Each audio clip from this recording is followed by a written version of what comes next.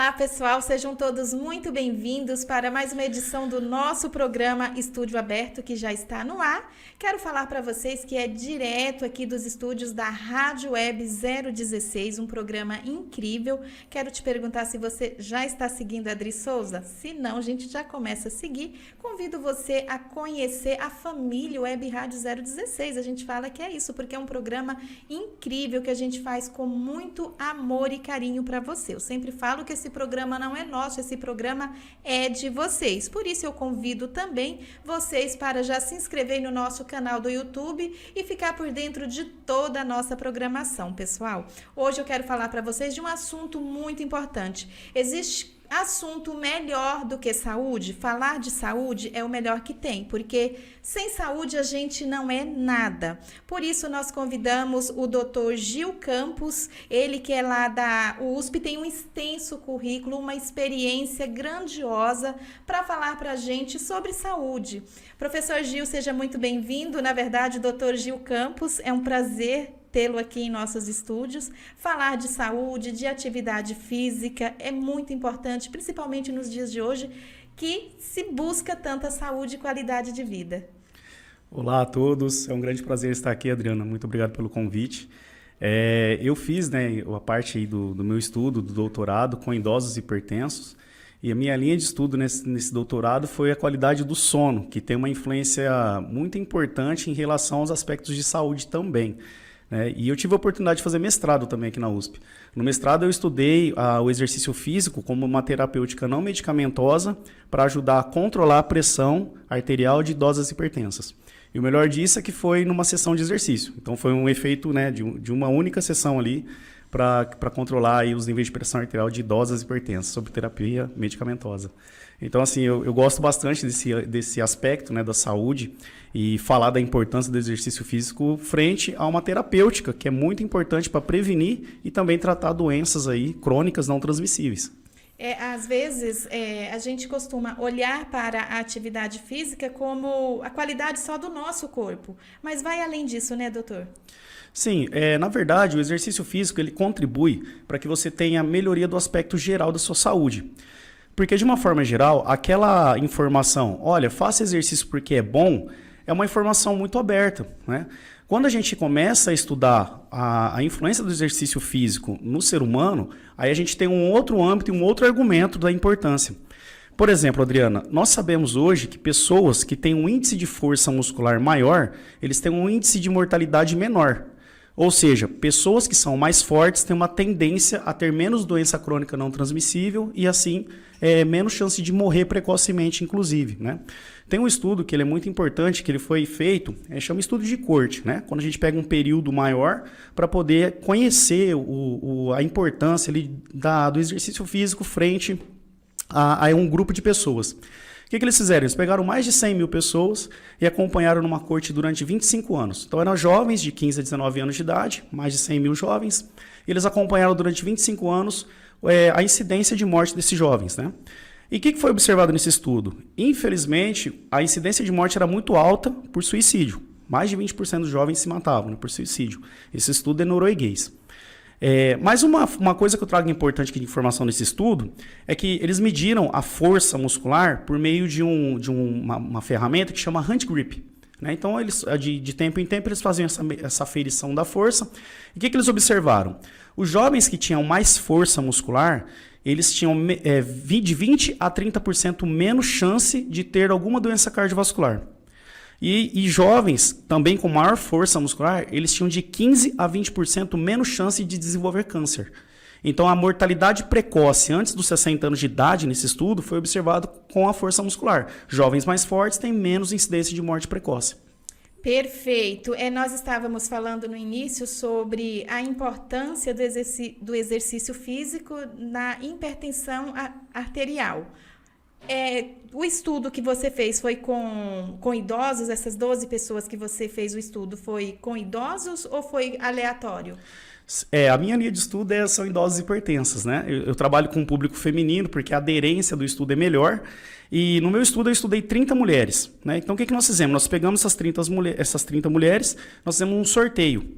E nós fizemos 4 tipos de intervenção. Sabe aquela famosa história, ó, anda, faz caminhada que é bom para a saúde? Nós pegamos um grupo de sessões e colocamos essas idosas para andar, né?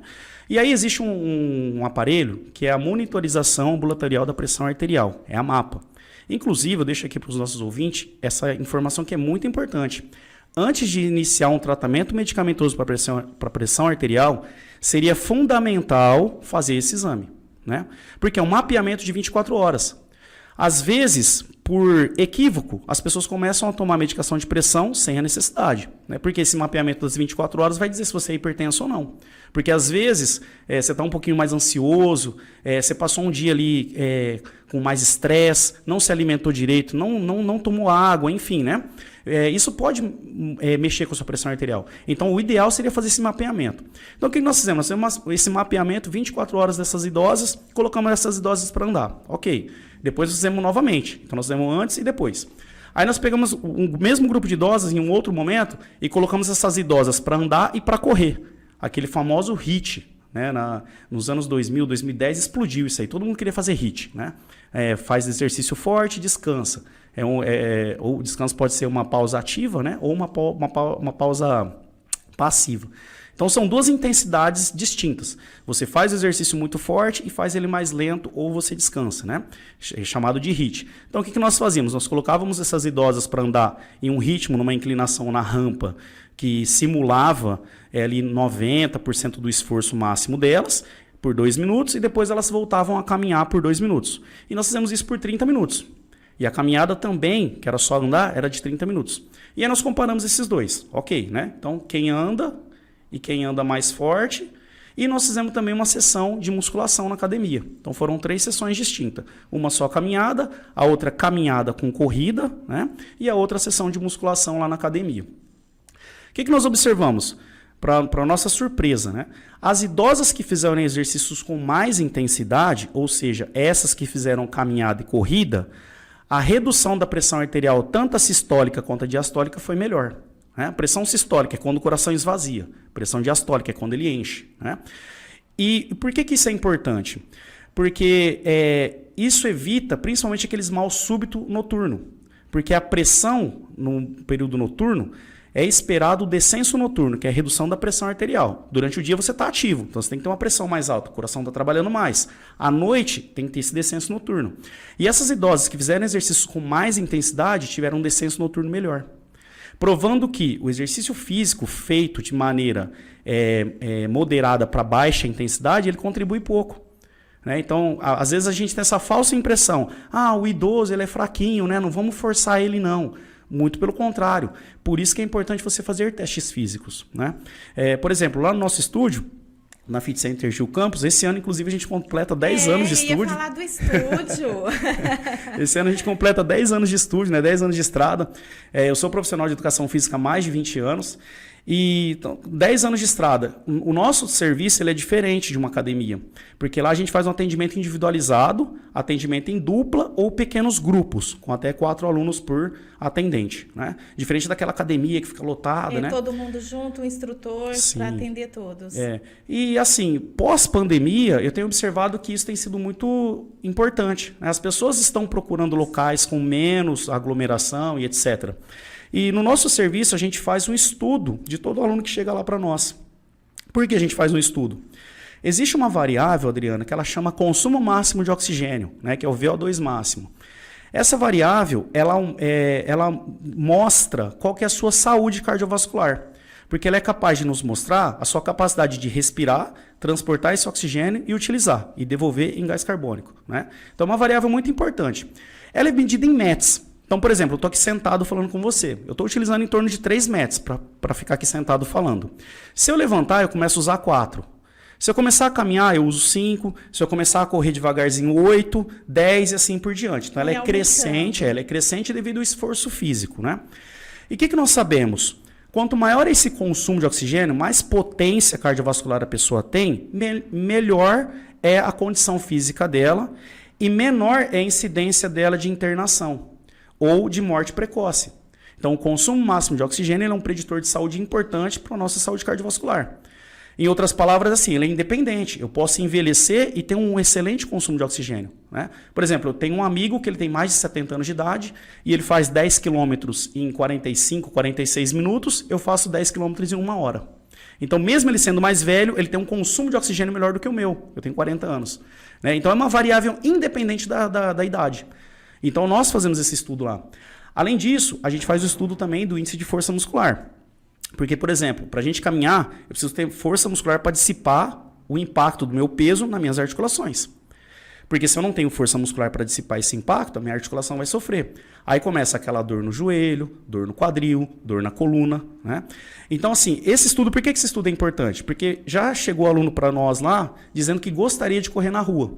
A gente faz esse estudo e fala assim para ele, ó, não é a hora ainda. Não está pronto ainda. Não está pronto. E na academia, nas academias normais que a gente frequenta, a gente não passa por toda essa orientação.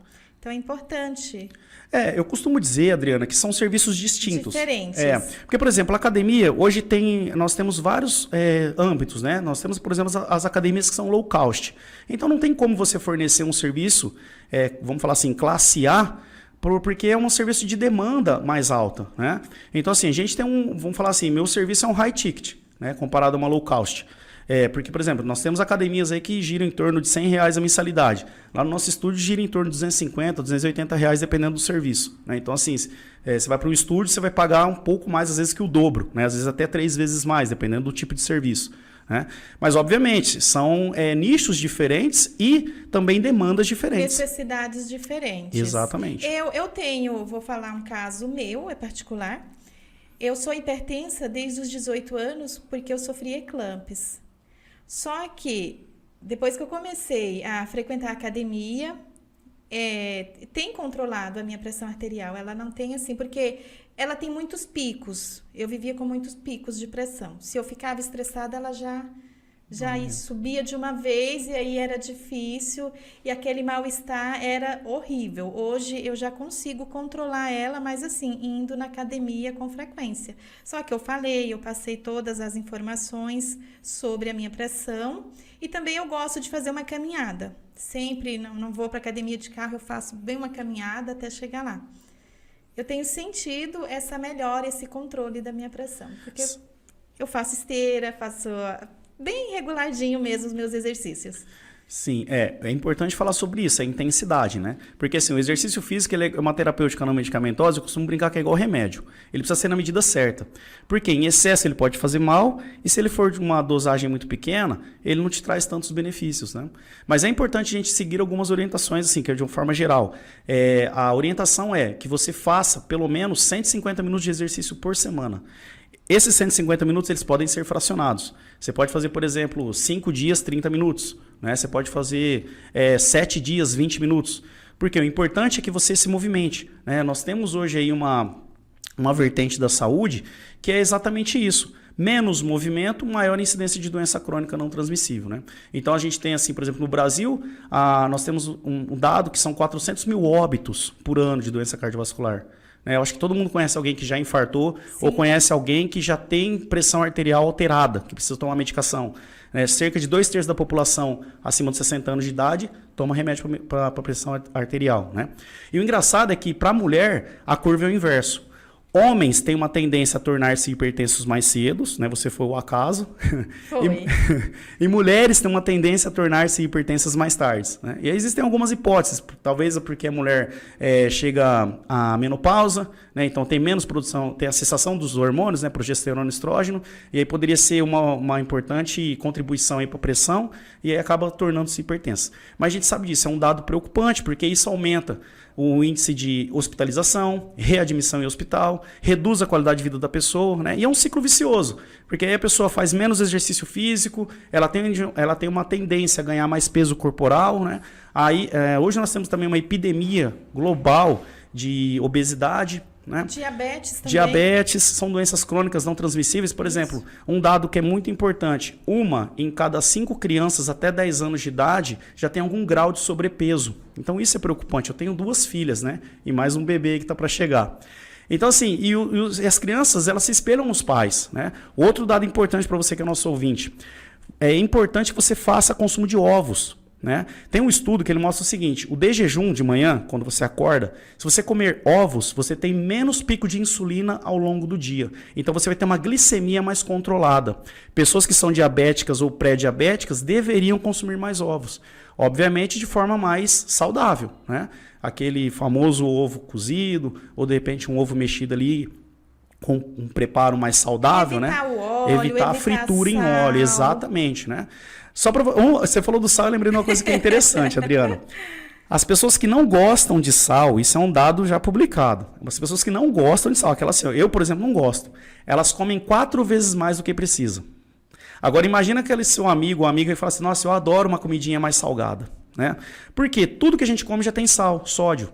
Eu falo isso. Eu sinto, eu percebo o sódio. É meu isso aí. Eu não coloco sal nos ovos que eu faço para eu comer. Eu sinto que ele tem um equilíbrio. Eu não vejo a necessidade de colocar sal como eu vejo as pessoas colocando. Todo alimento já tem seu sabor. Tem. Né? A mesma coisa é o açúcar. Né? O açúcar refinado, ele é muito perigoso. Porque, de uma forma geral, os alimentos, né, todos deveriam ser consumidos. Mas, obviamente, alguns com uma certa, assim, de uma forma mais moderada. O problema do açúcar é exatamente esse. Ele aumenta demais a sua produção de insulina ao longo do dia. E esses picos de insulina pode fazer com que o seu pâncreas ele fique estressado.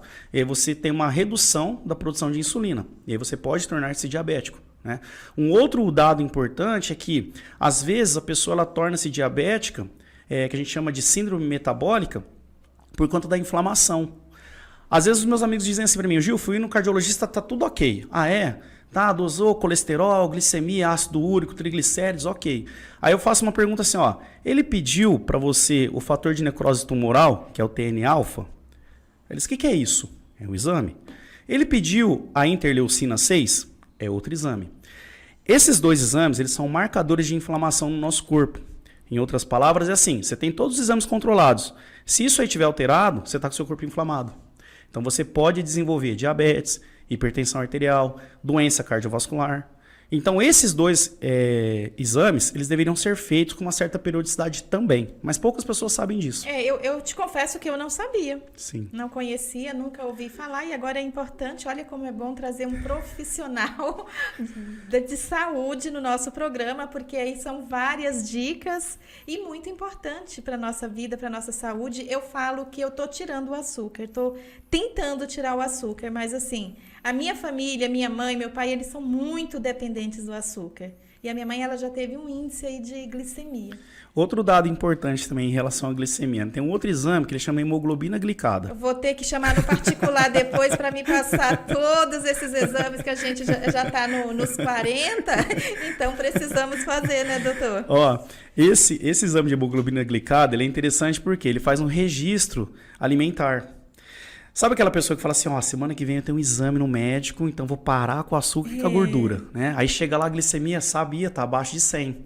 Só que a hemoglobina glicada não, ela acusa, né? Então se você tem um hábito ruim e véspera do exame você tenta se consertar para ter um exame bonitinho, fica registrado na sua hemoglobina glicada. Então ele é um exame também muito importante para ser feito, né? A minha mãe, vou contar rapidinho, eu acho que serve até para quem está nos assistindo. A gente foi numa festinha de aniversário um dia antes dela fazer um exame. E ela comeu bastante doce. Aí deu alterada, né, a glicemia dela. E ela ficou, mas eu não tenho. Isso aí foi porque lá no aniversário eu comi um pouquinho de doce, mas eu não tenho. Mas assim, eu tenho uma certeza que a gente tem sim. Se não tomar cuidado, tende só a aumentar. Sim. Você tocou num ponto importante, Adriana. Quando você marca exame, o interessante é que você faça algo que você já tem o hábito de fazer. De fato, isso influenciou, né? Porque assim, quando você fica o jejum de 8 ou 12 horas, né, que normalmente é pedido, se nessas horas antecedentes você fizer algo muito ao acaso, igual comer muito doce, né, ou participar de um churrasco, comer e consumir muita bebida alcoólica, esses exames podem sofrem alteração. Então, o ideal é que você marque o exame ali vamos falar assim, numa semana de normalidade, né? Então, por exemplo, numa quarta-feira, né? Para aqueles que não têm hábito de consumir bebida alcoólica segunda e terça, numa quarta-feira seria um dia bom, porque já passou o final de semana, as comemorações, né?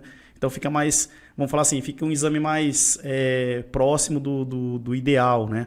Porque se você tem hábitos inadequados e marca o exame, pode dar muitas alterações. Por exemplo, certa vez eu fiz um exame um check-up quando eu tinha 33 anos, né? E eu vinha de uma sequência de treinamento muito intensa. E aí o cardiologista fez o meu exame e me chamou para conversar. Aí ele falou assim: ô Gil, tem alguma coisa errada com você. Você está fazendo uso de alguma substância inapropriada? Eu falei: por quê, doutor? Ele falou assim: olha, os seus marcadores de lesão muscular tá muito alto. Porque quando a gente treina, a gente faz microlesão no músculo. Então tem um exame que ele chama CKMM, que é o marcador de lesão muscular, estava alto. E tem um CKMB, que é um marcador de doença, de lesão no coração, inclusive ele é um preditor para fazer algum procedimento no coração, que é quando o coração está infartando. E ele falou assim: cara, seus exames estão muito alterados. Eu falei: doutor, porque a semana passada, quando eu fiz o exame, eu estava numa semana de treino assim. Ele: então eu entendi. Olha aí, é bom avisar porque a gente até começa a fazer um tratamento, tomar um remédio que às vezes nem tem a necessidade de tomar. Por isso que é bom esses cuidados, seguir essas dicas que você passou agora. Exatamente. O ideal é fazer uso de medicação quando é prescrita por um médico, suplementação somente por prescrição de nutricionista. Às vezes o pessoal me pergunta: ah, professor, o que eu tomo para ter um ânimo de manhã? Qual que é o melhor pré-treino? Gente, o melhor pré-treino é você se olhar e falar assim: cara, eu preciso dar o meu melhor hoje. Eu quero ter uma saúde melhor. Então, quer um que não vai te fazer mal algum? Café, né? Toma um cafezinho ali que ele já vai te auxiliar, né? Porque assim, e aí às vezes as pessoas perguntam assim: Gil, mas o que você acha? Pessoal, suplementação é para compor uma alimentação saudável. Então, de nada adianta você suplementar se a sua alimentação estiver inadequada. Então, o ideal é procurar um profissional da área de nutrição, fazer uma dieta adequada, para depois você pensar em suplementação. Só para você ter ideia, Adriano, um caso rápido aqui. Certa vez uma mulher me procurou, que ela gostaria de fazer exercício, personal trainer e tal. E eu fiz todos os testes que eu comentei com você. Índice de força muscular dela muito ruim, né? O consumo de oxigênio baixo. Ela estava muito assim, né? Debilitada. E ela foi numa loja de suplemento e voltou com um monte de suplemento. Aí eu olhei para ela e falei assim: o que é isso? Ah, o moço da loja me vendeu porque é para construir músculo. Eu falei: não é o momento ainda. Eu acho que esse moço até hoje me odeia, né? Eu falei assim: ó, volta para trás, devolve tudo. Você vai usar só uma coisa e depois você vai confirmar com o seu nutricionista. Whey protein, concentrado. Porque também tem whey por aí que não é muito bom, né? Eu costumo dizer assim: o whey protein bom concentrado é aquele que tem menos de 10 gramas de carboidrato, né? Por dosagem. Falei: então devolve tudo, você fica só com o whey e conversar ainda com o seu nutricionista para ver se você deve ou não tomar agora. Porque à medida que a gente envelhece, a gente tem menos absorção de proteína. E a gente tem uma tendência também a comer menos proteína, né? Então, assim, o whey muitas vezes ele é indicado para isso. Para idosos, hipertensos, gestantes. Então, o whey era um suplemento, eu costumo dizer assim: o melhor suplemento que tem para construção muscular e manutenção da nossa saúde, whey. Quando que eu devo tomar? Depois que a nutricionista te receitar e te dizer quanto que você toma por dia e como que você toma. Porque às vezes as pessoas exageram, não tomam cuidado. A creatina também o pessoal toma bastante. A creatina é curioso, porque são 3 aminoácidos que tem no whey protein. Olha. Então, às vezes a pessoa compra creatina acreditando que vai ter um resultado muito superior, mas ela já está tomando whey, e dependendo da quantidade que tem desses 3 aminoácidos no whey protein, ela não precisaria estar tomando a creatina. Olha aí, gente, é uma economia que faz, gente. Eu já vou pensar nisso. Vamos falar onde fica o seu estúdio, como que as pessoas fazem para te encontrar e fazer uma avaliação que é muito importante. Tá, joia. Pessoal, meu estúdio é na cidade de Sertãozinho, aqui, né, no interior do estado de São Paulo. Ele fica no centro da cidade. Eu estou nesse endereço há mais de 7 anos já, né? Hoje, como eu comentei, nós iremos completar em outubro 10 anos de estrada aí. Eu trabalho com exercício físico há mais de 20 anos, né? Então, assim, eu só tenho esse rostinho de novo, porque eu já tenho uma carreira bem longa, né, na educação física e com treinamento físico. Então ele fica na rua Eupídio Gomes, o número é 1262, no centro de Sertãozinho, perto do cartório eleitoral. É facinho de chegar. Aí, pessoal, é só colocar no Google lá que chega. Faça uma avaliação, tem um idoso em casa, procura o professor Gil, que ele vai dar a melhor orientação para você começar as suas atividades físicas. O nosso estúdio, Adriana, ele é especializado em idosos, hipertensos, gestantes, diabéticos, pessoas que têm ali doenças cardiovasculares, a gente atende bastante. Assim, nós atendemos também a demanda de emagrecimento, né? Mas eu costumo dizer assim, que o emagrecimento ele é ingrato. Porque ele não depende só do nosso serviço, ele depende muito da conduta da pessoa, né? Então já foge, teria que ter um grupo de pessoas ali, né? Para poder fazer um serviço, vamos falar assim, mais efetivo. Muitas vezes, para a pessoa conseguir emagrecer, ela precisa de um acompanhamento não só nutricional, mas também de um psicólogo, em alguns momentos até psiquiátrico, né? Então, assim, a obesidade, infelizmente, ela é muito multifatorial, né? É uma doença muito complicada porque ela é multifatorial. Perfeito. Gente, que papo gostoso é esse, que assunto incrível, maravilhoso. A gente está chegando ao final do nosso programa. Eu quero te agradecer. Foi uma experiência, como se diz, rica, que a gente teve a oportunidade aqui de levar para os nossos ouvintes. E espero que volte mais vezes, está convidado, porque é de extrema importância falar de saúde. Te agradeço muito por estar aqui, professor. Imagina, Adriana, eu que agradeço, né? A gente tem um juramento que é prezar pela saúde das pessoas, né? Senão não vale a pena estudar tanto. Com certeza. Com certeza eu vou voltar, tá bom? Foi um prazer estar aqui com vocês, pessoal. Tenham todos aí um ótimo dia e vamos lá, movimentem-se. Vamos lá, pessoal. Ouçam bem o recado dele e movimente-se para ter mais qualidade de vida. Eu espero você na próxima edição do programa Estúdio Aberto comigo, Adriana Souza.